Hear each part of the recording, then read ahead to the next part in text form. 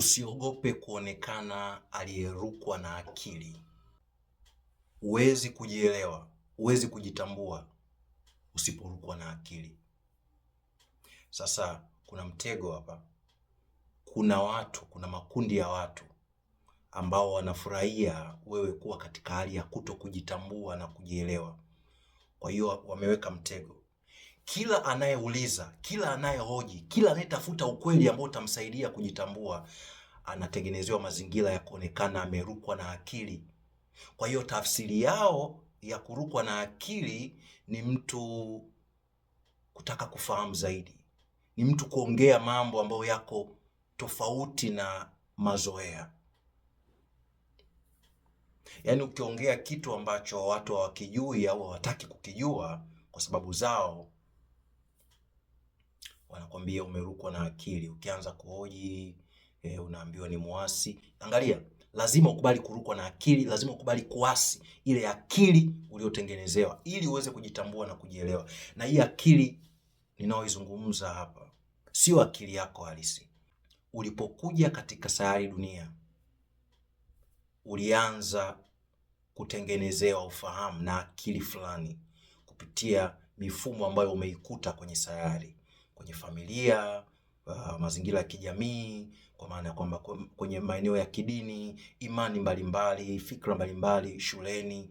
Kote kule kuna aina ya imani, fikra, mitazamo, tafsiri kuhusu mafanikio ambazo ulijengewa, ulitengenezewa, ukalishwa, ukaaminishwa, alafu ukaamini, ukakubali kwamba ndio akili yako, ndio wewe.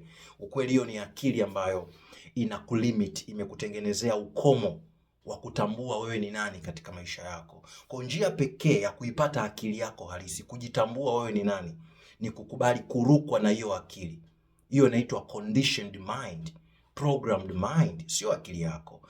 Umewekewa limitation, umewekewa ukomo, ufikirie mpaka hapa, wewe ni huyu. Si umeelewa? Hebu angalia dunia hii, vile ambavyo wanadamu wote ni kitu kimoja, we are all one. Kama wanadamu wote ni wanadamu tu, lakini muangalia tulivyogawanyika, na inafika mahali mpaka watu wanahusudiana, wanachukiana kwa sababu ya kuona tofauti, na hizo tofauti ni tofauti walizojengewa na jamii walizozikuta.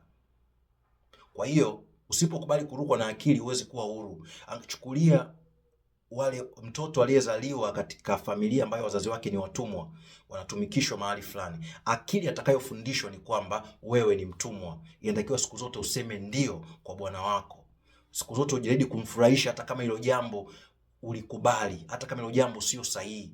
Kwa watoto waliozaliwa kutoka katika vizazi vya watumwa wanakuwa wakiwa na fikra za kitumwa mpaka atokee mtu mmoja ambaye anakubali kurukwa na akili. Kwa mfano, unakuta mtoto mmoja kwa mara ya kwanza, labda bwana wake, yani wale wanamiliki wa watumwa, anaongea neno ambalo ni strange, alafu mtu anasema hiyo hapana. Wengine wote wanashtuka, wanafunga mdomo, nini kitatokea? Huyu amerukwa na akili, wewe ni mtumwa. Lakini ukweli ni kwamba sio mtumwa. Ule utumwa ni mchezo wa akili ambao wametengenezewa ili abaki kuwa katika utumwa. Siku watumwa watakapotambua kwamba wao sio watumwa, kuwa mtumwa ni maamuzi ambayo wao unakubali katika akili. Usiogope kurukwa na akili. Endelea, upo kwenye njia sahihi. Wanakupa majina ili kukutoa katika njia sahihi. Na hii mimi ninaifahamu, nina experience, kuna watu wangu wa karibu sana ambao walikuwa ni very smart people, very bright people, watu ambao wanaona mambo kwa kina, wakatengenezewa mazingira waonekane waliorukwa na akili, na wakawa frustrated, yani wakatengenezewa mazingira ya kuchanganywa kihisia. Wengi wakajiingiza katika bangi, katika madawa ya kulevya. Wote ule ni mchezo ule, ili wote chochote watakachokiongea kila mmoja aseme huyu mpuzi mmoja huyu. Sio kama unanielewa?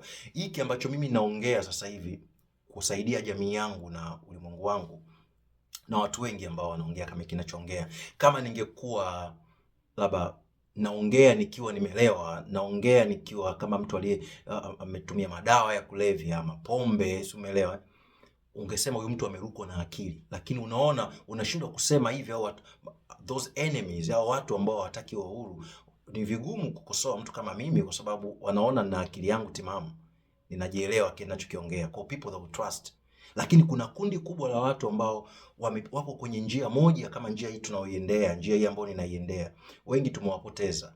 Wengi wamekata tamaa ya kutembea katika kweli, yale ambayo walikuwa nayaamini, kwa sababu ya kupewa majina, kuambiwa wao ni machizi, kuambiwa wao hawajielewi.